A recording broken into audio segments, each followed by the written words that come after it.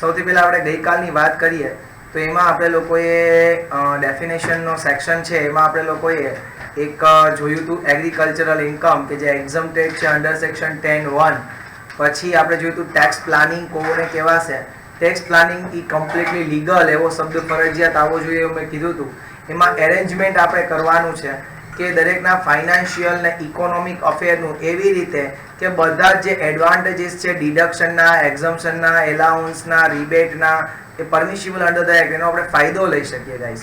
બરોબર છે. એના પછી આપણે ટેક્સ એની પહેલાં આપણે ટેક્સ અવોઇડન્સનું કીધું. મેં કીધું કે એ પણ એક એવું જ મીન્સ છે કે જેના દ્વારા તમે ઓછો ટેક્સ ભરી શકો. બરોબર છે. આની અંદર કેવું હોય કે તમારે પ્રોવિઝન તો બેનિફિટ લેવાનો છે પણ તમારો જે હેતુ છે એ મેલાફાઈડ હોય છે. બરોબર છે. આ એક પ્રકારનું ટેક્સ અવોઇડન્સ છે. કેવી રીતના ડિરાઈવ કરાય છે ટેક્સ અવોઇડન્સ? તો મેં કીધું કે ભાઈ કલરેબલ ડિવાઇસ કરે છે, મિસરિપ્રેઝન્ટેશન અથવા ટ્વિસ્ટેડ કરી નાખે છે અને પ્રોવિઝન ઓફ ધ લો નો એવી રીતના ઉપયોગ કરે છે કે જેથી કરીને એનો જે ઇન્ટેન્શન હોય છે એ મેલાફાઈડ હોય છે. એની પહેલા હતું ટેક્સ ઇવેશન. ટેક્સ ઇવેશન એટલે ટેક્સની ચોરી હતી. ના 100% ઇલીગલ હતું. બરાબર. કઈ રીતના કે ભાઈ પોતાની ઇન્કમ છુપાવતા હોય છે, પછી વધારે એક્સપેન્સ બતાવતા હોય, પછી ખોટા એકાઉન્ટ બનાવતા હોય અથવા તો એકાઉન્ટ જ બનાવતા ન હોય અથવા તો કોઈ પણ પ્રોવિઝન હોય એનું જાણી જોઈને એ લોકો મિસયુઝ કરતા હોય છે. એની પહેલા આપણે લોકો જે ભણ્યા હતા એ ગ્રોસ ટોટલ ઇન્કમ વિશે ભણ્યા હતા અને એનું મેં આખું તમને ફોર્મેટ જ બનાવી દીધું જેથી કરીને તમને ગ્રોસ ટોટલ ઇન્કમ ફાઇન્ડ કરી શકાય. એની પહેલા આપણે ભણ્યા હતા એસએસસી. એસએસસી મેં કીધું જે પર્સન છે લાયબલ ટુ પે ટેક્સ એને એસએસસી કહેવાય. જેની અગેન્સ્ટમાં પ્રોસિડિંગ્સ છે ઇનિશિએટ થઈ ગઈ છે, ચાલુ થઈ ગઈ છે, એ એસએસસી છે. કોઈ પણ વ્યક્તિ છે એ રિપ્રેઝેન્ટેટિવ બની જાય છે બીજા વ્યક્તિનો તો એસએસસી બની જાય છે. કોઈ પણ વ્યક્તિ અસેસી ડિફોલ્ટ હોય છે તો એ પણ શું બની જાય છે? અસેસી. આ ચાર રીતના આપણે અસેસી એવો શબ્દ યાદ રાખ્યો હતો. બરોબર છે. અને એની પહેલા મેં તમને ટેક્સ કઈ રીતના ટેક્સ ગણાય છે એ ટેક્સ રેટ શીખવાડ્યા હતા આઈ થિંક. બરોબર છે. અને એની પહેલા આપણે અલગ અલગ પર્સનની બધી ડેફિનેશનો જોઈતી જોઈ બધાને યાદ હોય તો રિપીટેડલી રિવાઇઝ કરશો તો હું માનું છું કે આ જે થિયરી છે એ કોઈને ટફ નહીં લાગે. બરોબર છે. અને ઘણા લોકો કહેતા કે ઇન્કમ ટેક્સની થિયરી ટફ છે. કાંઈ ટફ નથી. બસ રિપીટેડલી એને રિવાઇઝ કરો. આજે હું તમને જે શીખવાડું છું તમારું ચેપ્ટર નંબર 3 છે residential status. Residential status of. અહીંયા તમારે જે રેસિડેન્શિયલ સ્ટેટસ આવશે એ કેનું આવશે? ઇન્ડિવિડ્યુઅલનું આવશે. રેસિડેન્શિયલ સ્ટેટસ ગણવાનું પણ કેનું? ઇન્ડિવિડ્યુઅલનું એટલે કે એકલા વ્યક્તિનું.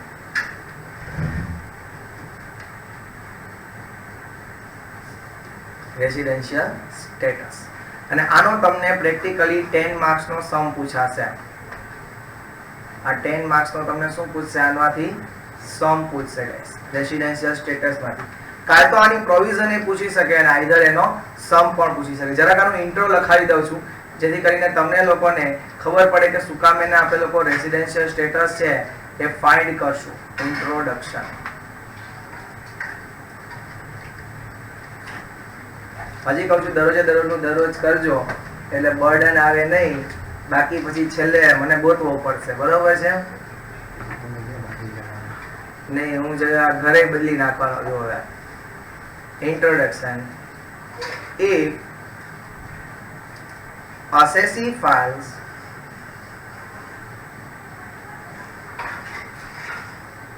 return of income, ફાઇલ કરવું એટલે કે ત્યાં જમા કરાવવું. ઇન્કમ ટેક્સની ઓફિસે જઈ અને ઇન્કમ ટેક્સનું રિટર્ન જમા કરાવવું એને ફાઇલ કહેવાય. If assessee files return of income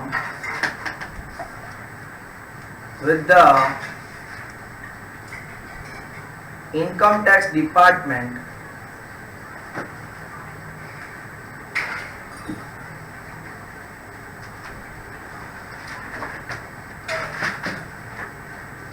the income tax department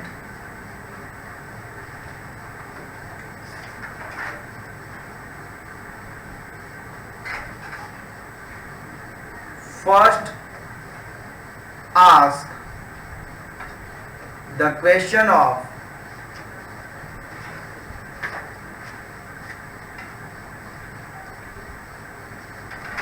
residential status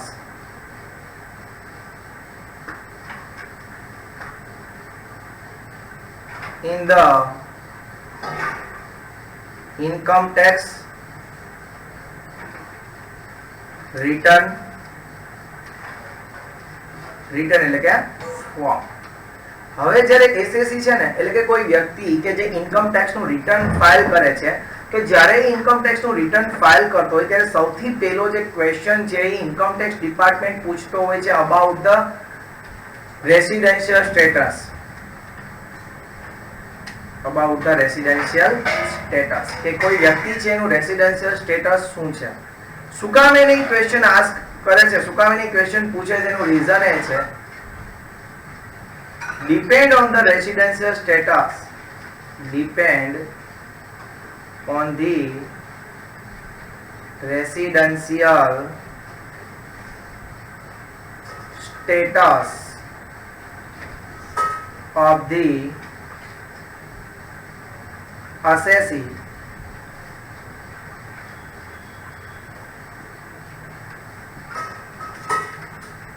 which income is taxed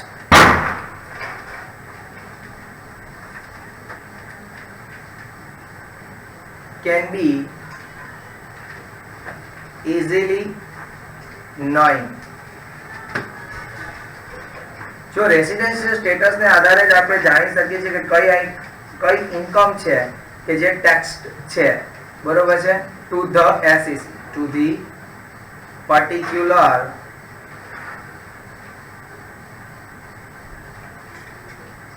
SS, કે પર્ટિક્યુલર અસેસી ને કોઈ કઈ ઇન્કમ છે એ ટેક્સેબલ છે, એ ડિપેન્ડ કરે છે એના રેસિડેન્શિયલ સ્ટેટસ ઉપર. બરોબર છે. હું તમને સિમ્પલ શબ્દમાં કહું કે રેસિડેન્શિયલ સ્ટેટસ એની 3 પ્રકારના છે: resident and ordinary resident, resident but not ordinary resident અને non resident on in India, NRI. બરોબર છે. હવે માનો કે કોઈ વ્યક્તિ છે એનઆરઆઈ છે, બરોબર, અને એને ઇન્ડિયામાંથી ઇન્કમ કમાય તો ઓબ્વિયસ વસ્તુ છે કે જમીન છે ઇન્ડિયાની છે, સોર્સ છે ઇન્ડિયાનો છે, બરોબર, તો એને ટેક્સ ભરવો પડે. પણ માનો કે કોઈ એનઆરઆઈ છે, માનો કે કોઈ આપણે એક ક્રિકેટર લઈ લઈએ, બરોબર છે, ફેવરિટ ક્રિકેટર બોલો આઉટસાઇડ નો, ગિલક્રિસ્ટ, ગિલક્રિસ્ટ ઓસ્ટ્રેલિયાનો છે હતો, બરોબર છે. તો એડમ ગિલક્રિસ્ટ છે એ માનો કે કેન્યામાંથી ઇન્કમ અર્ન કરતો હોય, કેન્યામાંથી આવક મેળવતો હોય, તો એને અહીંયા કોઈ દિવસ ટેક્સ ભરવાનો થાય નહીં, બરોબર છે. પણ એની જગ્યાએ સચિન તેંડુલકર છે એ ઓસ્ટ્રેલિયામાંથી, કેન્યામાંથી, ગમે ત્યાંથી ઇન્કમ કમાય, એને ટેક્સ ભરવો પડે, બરોબર છે. તો આપણે અહીંયા એનો મતલબ એવું કહી શકીએ કે ટેક્સેબિલિટી depends on residential status.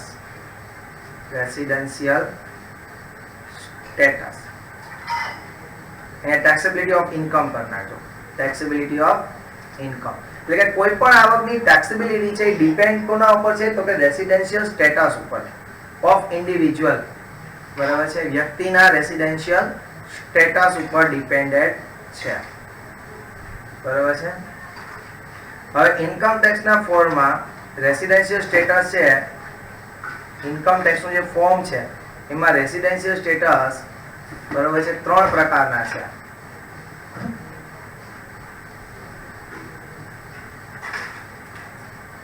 Residential એટલે કે ઇન્કમ ટેક્સનું ફોર્મ ભરો એટલે તમને લોકોને રેસિડેન્શિયલ સ્ટેટસ પૂછે અને એમાં તમને લોકોને 3 ઓપ્શન આપે,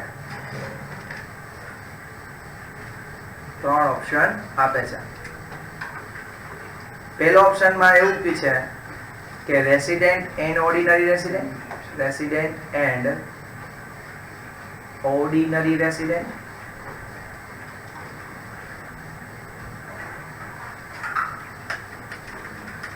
બીજો રેસિડેન્ટ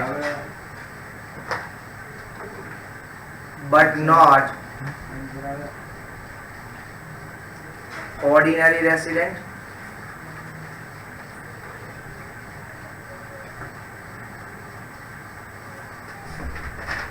અને ત્રીજો non resident in India,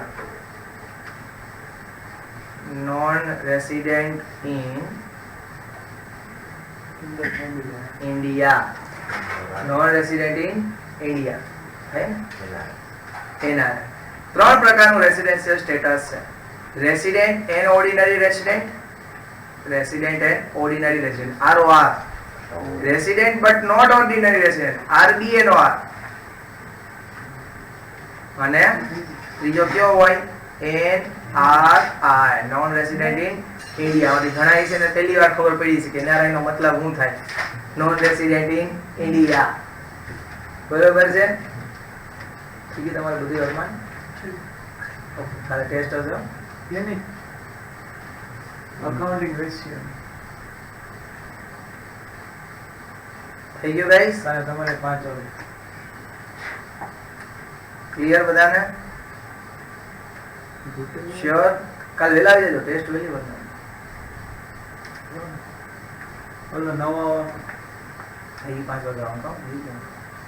ચલો તો ત્રણ રીતના રેસિડેન્શિયલ સ્ટેટસ છે. પહેલું resident and ordinary resident, resident but not ordinary resident, અને ત્રીજું નોન રેસિડેન્ટ ઇન ઇન્ડિયા. હવે મહત્વનું શરૂ થાય છે અત્યારે. ઓય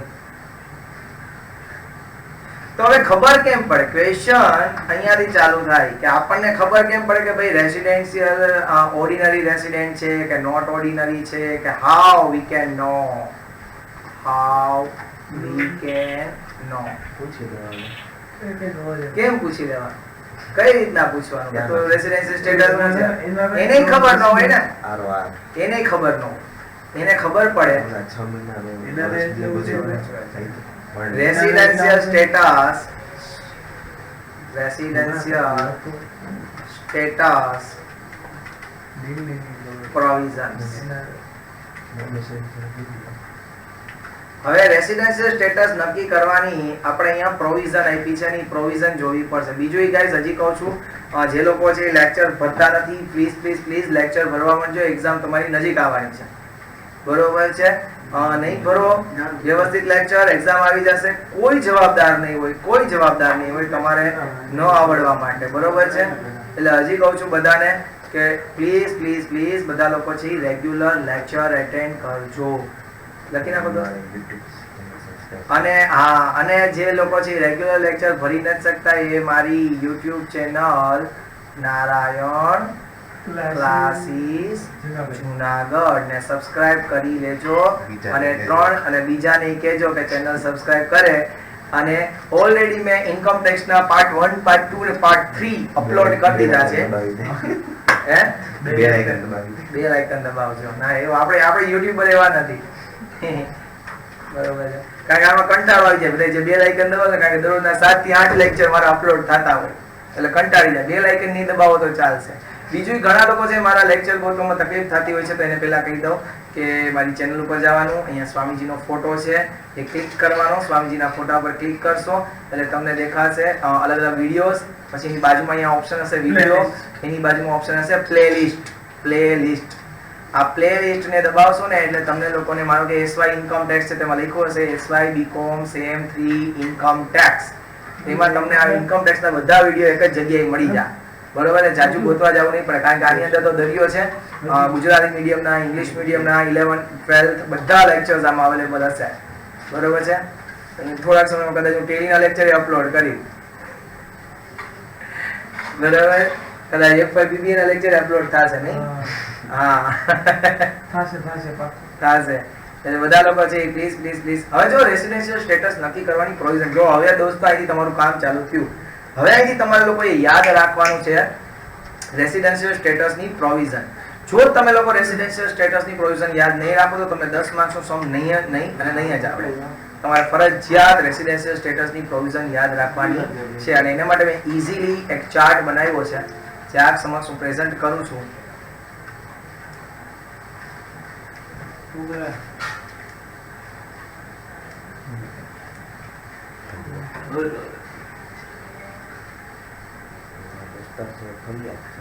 કોણ? ક્યાં ગામ છે સરગવા. ઓળખી જઈ લો.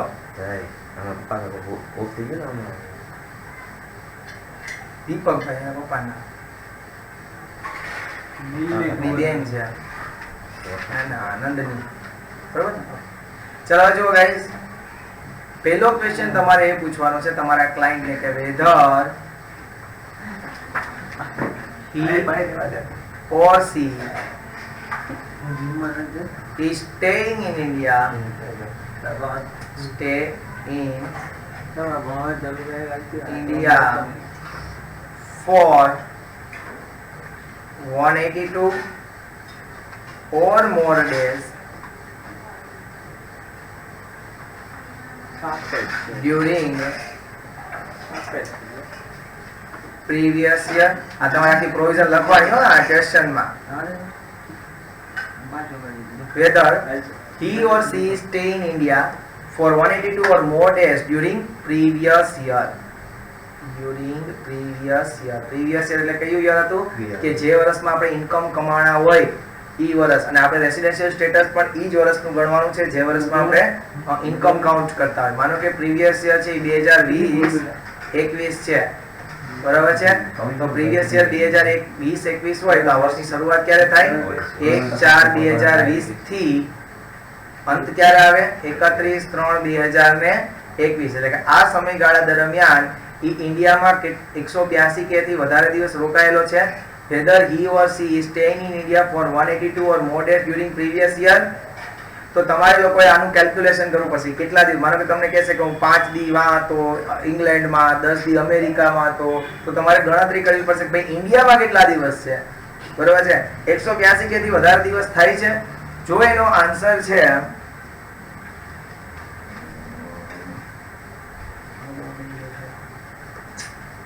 જો એનો આન્સર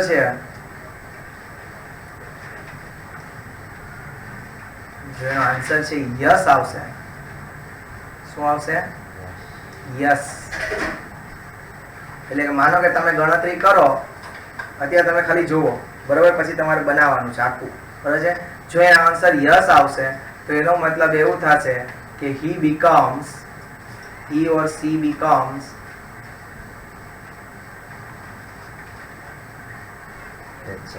રેસિડેન્ટ. શું બની જશે? ઈ રેસિડેન્ટ. સમજાણું? રેસિડેન્ટ બનશે.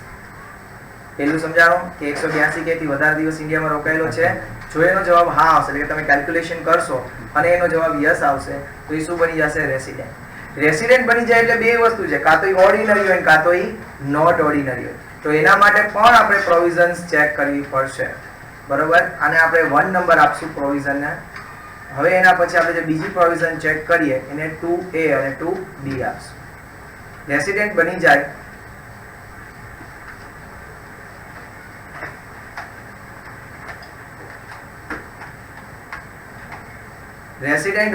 છે જ્યારે ત્યારે આપણે લોકોએ બીજી પ્રોવિઝન એને પૂછવી પડે, કારણ કે રેસિડેન્ટ બન્યા પછી બીજી બે વસ્તુ છે, કાં તો ઓર્ડિનરી કાં તો નોટ ઓર્ડિનરી. તો પહેલો ક્વેશ્ચન આપણે એને એ પૂછશું કે વેધર, આખું પૂરું એક વખત જોઈ લો, પાછું રિવિઝન કર્યો. he or she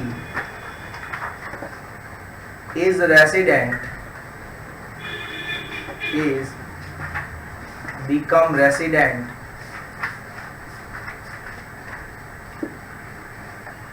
for 2 or more years out of 10 preceding previous year. હવે સમજો કે જ્યારે રેસિડેન્ટ બની જાય એટલે પહેલો ક્વેશ્ચન આપણે ઈ પૂછવાનો છે કે છેલ્લા પ્રીસીડિંગ પ્રીવિયસ યર, પ્રીસીડિંગ પ્રીવિયસ યર એટલે આપણું પ્રીવિયસ યર કયું હતું? હમણાં વાત કરી હતી 2020-2021 આ પ્રીવિયસ યર હતું. આપણે શું હતું? Previous year. એની પહેલાના 10 વર્ષ, પ્રીસીડિંગ એટલે કે પહેલાના 10 વર્ષ કરો એટલે 19, 20, ઊંધું જવાનું ને, 18, 19, 17, 18 એ રીતે 10 વર્ષ સુધી જાઓ. આને કહેવાય પ્રીસીડિંગ પ્રીવિયસ યર. એટલે કે છેલ્લા 10 વર્ષમાં ઈ ઓછામાં ઓછો 2 વર્ષ રેસિડેન્ટ થવો જોઈએ. રેસિડેન્ટ થવો જોઈએ એટલે રોકાયેલો નહીં. રેસિડેન્ટ નો મતલબ એ રોકાયેલો નહીં. રેસિડેન્ટ આ રીતના રેસિડેન્ટ થવો જોઈએ કે છેલ્લા 1 વર્ષમાં 182 કે થી વધારે દિવસ હોય તો એ રેસિડેન્ટ થાય, બરોબર છે? એટલે આવી રીતના તમારે આગળના 10 વર્ષ છે પ્રીવિયસ યર ની પહેલાના 10 વર્ષ છે તો એ પ્રીવિયસ યર ની પહેલાના 10 જે વર્ષ છે એનું તમારે દરેકનું રેસિડેન્શિયલ સ્ટેટસ કાઢવું જોઈએ. રેસિડેન્ટ છે કે રેસિડેન્ટ નથી, રેસિડેન્ટ છે કે રેસિડેન્ટ નથી. એન્ડ હજી એને બીજી કન્ડિશન પૂછવાની. And to be whether he or she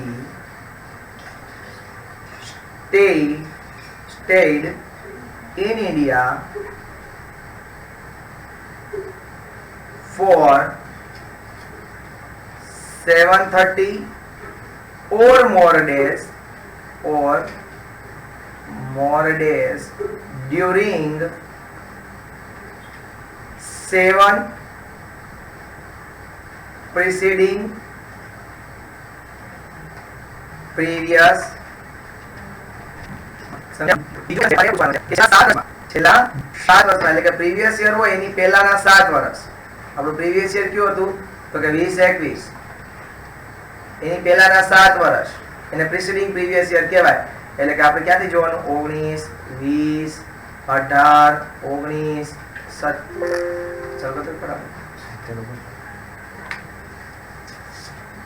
17 18 16 17 15 16 કેનો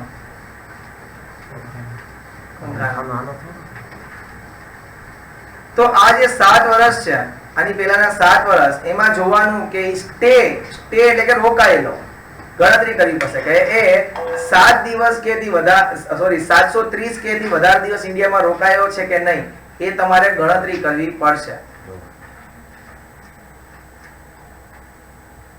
બંધ ભાઈ ને કોઈનું માઇક ચાલુ હોય તો બંધ કરી દેજો.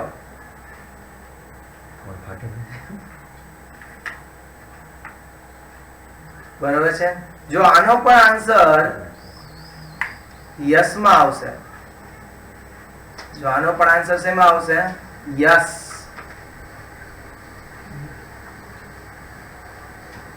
તો આ બની જશે. તો આ બ્લેન્ક પેજમાં આ પ્રોવિઝન્સ લખજો અને સેલરીની પ્રોવિઝન લખાવીશ એ પણ બ્લેન્ક પેજમાં જ હું તો કહું લખો. બરોબર છે. રેસિડેન્ટ તો પહેલા થઈ ગયો તો હવે શું બની જશે ઓર્ડિનરી રેસિડેન્ટ. આન્સર શું બનશે રેસિડેન્ટ એન્ડ ઓર્ડિનરી રેસિડેન્ટ. સમજાણું?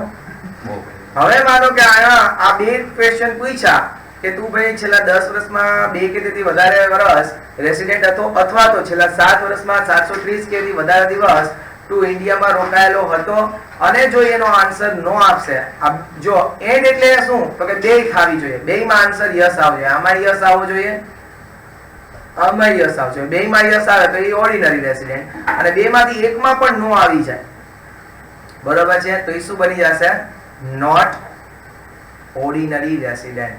નોટ ઓર્ડિનરી રેસિડેન્ટ લખવાનું છે, લખતા નહીં કારણ કે હજી તો ચાર્ટ બહુ મોટો બનાવવાનો છે. Not ordinary resident. સમજાણું ગાઈસ?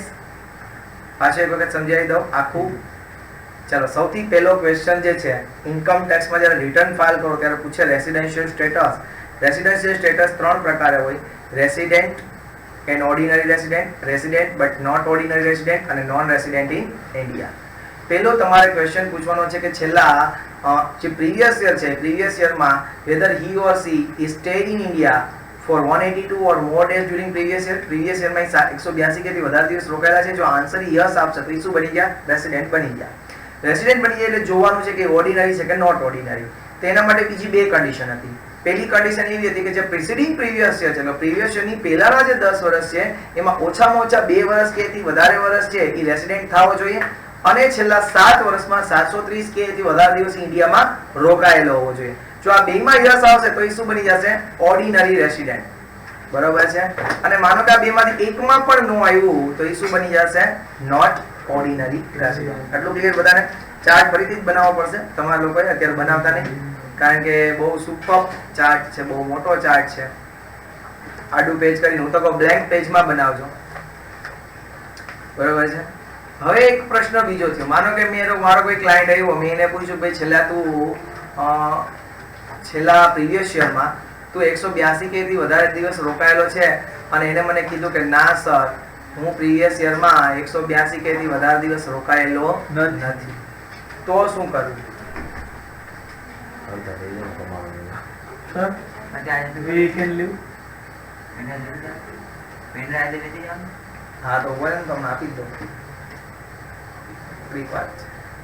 હવે માનો પૂરું થઈ ગયું તમારે, બધા સમજી ગયા. આ બધા ને પતી ગયા, તારે એક જ બાકી છે. આ ને નેમ ને આ ને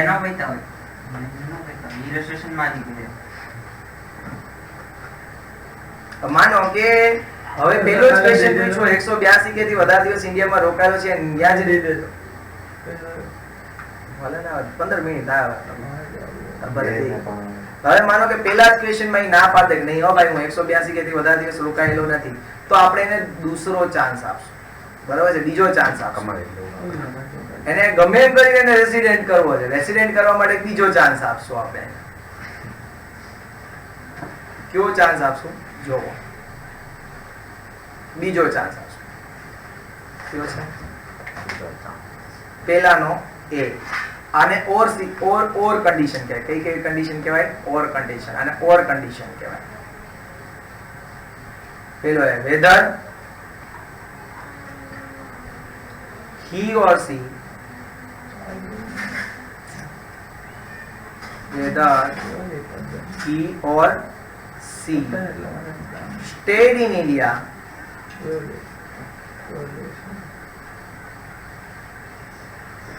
for 60 or more days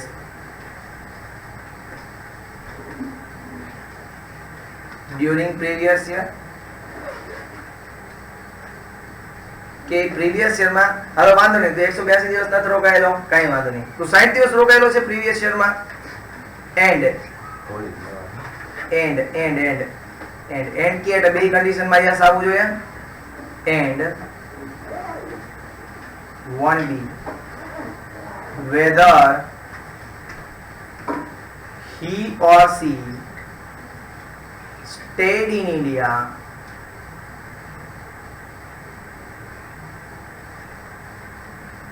for 365 or more days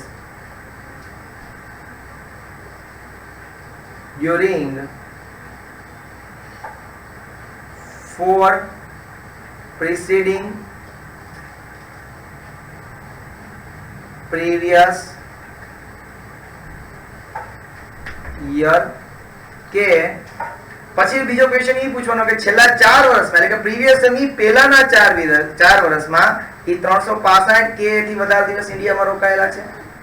જો આ બેયનો આન્સર યસ આપશે, બેયમાં એમ કહેશે કે હા હો, બેયનો આન્સર આપશે યસ, બેયનું કહેશે યસ. એટલે કે છેલ્લા કરંટ યરમાં એ 182 કે થી વધારે દિવસ ઇન્ડિયામાં રોકાયેલો હોય, અને છેલ્લા 4 વર્ષમાં પ્રિસીડિંગ પ્રીવિયસ યર, એટલે કે પ્રીવિયસ યરની પહેલાના 4 વર્ષમાં પણ 365 કે થી વધારે દિવસ ઇન્ડિયામાં રોકાયેલો હોય, અને જો એનો આન્સર છે યસ આપશે. જો એનો આન્સર યસ આપે તો એ શું બની જાય છે? રેસિડેન્ટ બની જાય છે. શું બની જશે? રેસિડેન્ટ. અને રેસિડેન્ટ બની જાય એટલે પાછું ચેક કરવું પડે કે ઓર્ડિનરી છે કે નોટ ઓર્ડિનરી છે. ગાઈસ, ઓર્ડિનરી છે કે not ordinary. Ordinary not ordinary માટેની પ્રોવિઝન હતી કે ભાઈ છેલ્લા 10 વર્ષમાં એ 2 કે તેથી વધારે વર્ષ રેસિડેન્ટ છે, અને છેલ્લા 7 વર્ષમાં પ્રીવિયસ યરની પહેલાના 7 વર્ષમાં 730 કે થી વધારે દિવસ ઇન્ડિયામાં રોકાયેલો છે. આન્સર યસ, તો ઓર્ડિનરી. ને આમાં બેમાંથી એકમાં પણ આન્સર નો આપશે તો શું બની જશે? Not ordinary. હવે માનો કે બેયમાં કહી દેશે નો, એટલે કે 182 વાળું તો કે નો, 60 દિવસ ને 365 દિવસમાં તો કે નો. તો હવે એને કે ભાઈ હવે તું રહેવા દે, અને તું બની જાય અમારા માટે નોન રેસિડેન્ટ ઇન ઇન્ડિયા. શું બની જશે? NRI. બરાબર? 182 વાર તો કે નો, 60 ડેઝ ને 365 દિવસમાં તો કે નો. તો કાંઈ વાંધો નહીં, આપણે આગળ જવું નથી, તું શું બની જાય? Non resident in India. તો ચલો, આ પ્રોવિઝન છે આવી જ રીતના ચાર્ટમાં લખશે જે લોકો આવી રીતના ચાર્ટમાં લખશે એ બાળકોના સમ 10 માર્ક્સનો આવશે. હજી મારા એક્સેપ્શન લખવાના બાકી છે, પણ પેલા ફટાફટ ચાર્ટ બતાવો. એક નથી પેલી આવડી જાય કરો. આ માડું કરી ડાયો છોકરો કોને કે જલ્દી જલ્દી તારા હાલ હાલ. ઘરે તું કાંઈ કરતો નથી. પંચા ફોનમાં વાતું, ફેસબુક, વોટ્સએપ, ઇન્સ્ટા, સ્નેપચેટ, બીજું બોલ અરમાન યાદ આવતું હોય. ટેલિગ્રામ. ટેલિગ્રામ. અરે હાઈક હાઈક. હાઈક કોઈ ખબર ન પડે. હા. હાલો બધા ડ્રો કરવા માંડો બેનો. બધા મને સાંભળો છો? બોલો યાર. હાલો સંભળાય ને? ઓકે ચલો લખી નાખો, ડ્રો કરો. બધા ના લીડર હોય એટલે બધા હતી એક આ અમારો લીડર હોય. વીસ. લીડર નથી. નહીં. જય તમારે અનુસરી લો દોસ્ત હા હું આમ ઓળખતો નથી. સરસ એટલે એમ ખબર હોય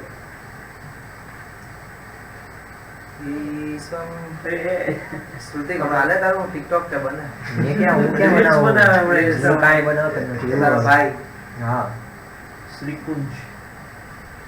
આજે તો સ્ટાર બની ગયો અત્યારે. એ અત્યારે રાખ્યો ચાલુ તો ને એના ભાઈએ તો હા બની ગયો. ખેજુ ખેજુરી જગ્યાનો ભાઈ હોય.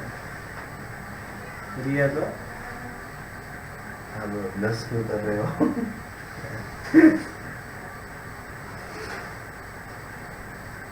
ડ્રો કરજો બધા. સ્નેપશોટ નહીં લેતા, સ્ક્રીનશોટ સ્નેપશોટ. એટલે એમાં એવું છે કે પેલું બેંકમાં છે ને આ જે સિક્યુરિટી હોય ને ત્યાં સ્નેપશોટ લગાવ્યું હોય. સ્નેપશોટ એટલે કે તમે દરેક વ્યવહાર કરો ને એના બધાના ફોટા આવતા જાય. તો એ યાદ રહી ગયું સ્નેપશોટ. એટીએમ હોય ને એમાં સ્નેપશોટ હોય. એટલે તમે જે ટ્રાન્ઝેક્શન કરો ને એ બધાના ફોટા આવતા જાય. બધાને દેખાય જ ને?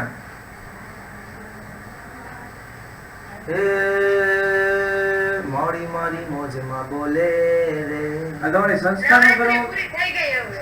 અરે 10 નું આ 10મો દી હે ને એટલે મેં કીધું બે બાળાઓ નાચી લે બધી છે ને નવરાત્રી ના લઈ ના હવે પૂરું થઈ ગયું હવે પૂરું. ચંડ ને મુંડ ને માએ માયરા આદિયા શક્તિ જોને ચામુંડ. અરે જા ને હવે. નવરાત્રી તો 4 ડિસેમ્બરે ચાલુ થાય. 4 ડિસેમ્બરે દિવાળી. એક્ઝામની નવરાત્રી. બોર્ડ પર લે ગરબા હા. પછી અહીંયા ધૂણ છે 2-4 તો કા. આ સાની સંસ્થા સંસ્થા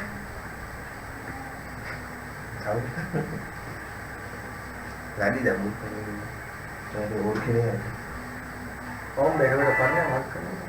આલ્ફા અસ્પન એ બરાબર આ તો 6 વાગ્યાનું કહેતા હતા લેક્ચરનું. 6 નું મેં ક્યાં કીધું? 4 નું જ કીધું તું. 4 નું જ કીધું તું બેટા. કોણ હતું ભાઈ? તું સવારનું 6 વાગ્યાનું હિન્દી કદાચ. આ તો મેં ફોન કર્યો હતો તમે હમણાં. એમ કહેતા હતા નંબર 6 મેં પાડ્યો હતો. વાગ્યાનું ના 4 વાગ્યાનું કીધું મેં. કાંઈ 6 વાગ્યા નથી. હું કઈ ગાંડો છું 6 વાગે કહું? રવિવાર નક્કી ન કહેવાય. હાલ હવે નાતી નો કહેવાય દીકરી. બોલાનો સીધી અમારા સર એકને કહે એવું નહીં કહેવાનું. અમારા સર એકને કહે એવું નહીં કહેવાનું. કરબ લેટ અહીંયા કોની દિવાળી આવી? હવે અવાજ વયો ગયો. હવે પણ કોકનું માઇક જ ચાલુ હોય છે. ત્યાંનો વાદ આવે લગાઈ ગયો? બે વાગે ને પૈસા છે ને બહુ હળગાવ વાત કરી નાખે વાત કરતો ને બહુ બહુ ઘાટું ઠંડા કરે બસ એ પોટ રેકોર્ડ. આટલા બધા ઉઠી તો એક કામ કરો ને ઓલી બેન્ડરના વિડીયો એમાં બુદ્ધિ હટાવવા જેવી હોય. થઈ ગયું બધાને આટલું? બાકી સ્નેપશોટ લેવા માંડો. સ્ક્રીનશોટ. પછી વર્કમાં નોટમાં લખી નાખજો. એ ચોથા માળે રાખવાનો, બીજા માળે પંદર રાખવાનો, બધું મારા ઘરમાં રાખવાનું. એવું લાગે છે. લેવા માટે સ્ક્રીનશોટ ચાક ચાક ચાક. પછી નો પછી આ સ્ક્રીનશોટ લઈ જાઓ. કઈ કઈ ગયો ને હા તું સાચું તો આ તું રીલ્સ માં આમાં આવી ગયા બહુ ખરાબ એના કરતા રીલ્સ સારી હતું. હા, હું બનાવતી રીલ્સ કરતા. નાચે મસ્ત.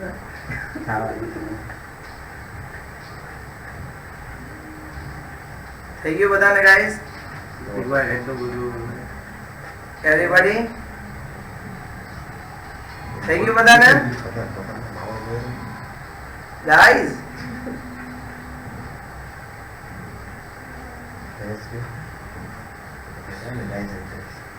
Guys no one is reacting. બધા મને સાંભળો જ કે નથી સાંભળતા? હા તો થઈ ગયું.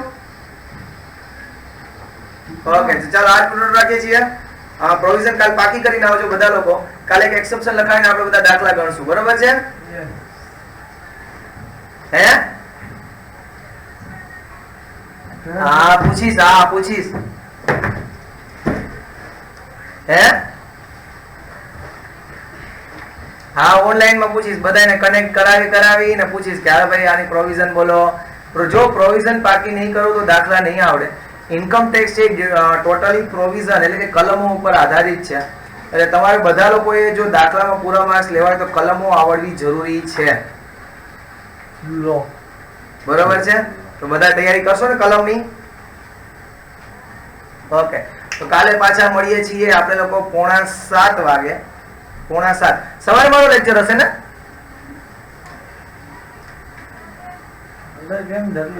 ગાઈસ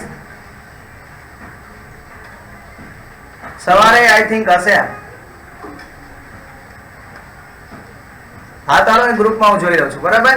અને બાકી 6:45 તો છે જ આપણો લેક્ચર ઇન્કમ ટેક્સ. સવારે હશે તો આપણે લોકો ત્યારે કરશું કોર્પોરેટ. અને જે લોકોએ કોર્પોરેટનો પહેલો લેક્ચર ન જોયો હોય એ YouTube ઉપર મેં અપલોડ કરી દીધો, તમારા ગ્રુપમાં મેં શેર પણ કરી દીધો છે. તો કોર્પોરેટનો પહેલો લેક્ચર જોઈ જ લેજો આજે અત્યારે, બરોબર છે? અને જે લોકોએ ઇન્કમ ટેક્સના પહેલા 3 લેક્ચર નથી જોયા એ ઇન્કમ ટેક્સના પહેલા 3 લેક્ચર મેં અપલોડ કરી દીધા છે. છેલ્લો લેક્ચર છે કદાચ કાલ સુધીમાં સવાર સુધીમાં અપલોડ થઈ જાય, બરોબર? એટલે બધા લોકો છે જે લોકો નથી એટેન્ડ કરી શકતા લેક્ચર એ ખાસ જુએ. એક્ઝામ આવી જશે અને કોઈ જવાબદાર રહેશે નહીં. પછી કોઈ કહેતા નહીં કે અમે હાજર હતા નતા, કોઈ ફેર નહીં પડે. ત્યાંથી અમે કોઈ તમારા માટે નવા રસ્તા નહીં કાઢી શકીએ, બરોબર છે? અમારી પાસે એક જ રસ્તો છે તમને ભણાવવાનો, અને તમારી પાસે પણ એક જ રસ્તો છે ભણવાનો, બરોબર છે? એટલે એક્ઝામમાં તમે કોઈ પણ એક્સક્યુઝ છે એ અમારી સામે કે યુનિવર્સિટી સામે નહીં પાડી શકો, બરોબર છે? ભણવું ભણવું ભણવું, બસ બીજી કોઈ વાત જ નથી અત્યારે, બરોબર? ઓનલાઈનમાં ચલો મળીએ છીએ ફરી કાલે 6:45 વાગે. સવારે લેક્ચર છે તો હું તમને ઇન્ફોર્મ કરું છું. ત્યાં સુધી મને રજા આપો ફ્રેન્ડ. જય હિન્દ, જય ભારત, જય દ્વારકાધીશ. નહીં ચલો મળીએ છીએ. જય હિન્દ, જય ભારત.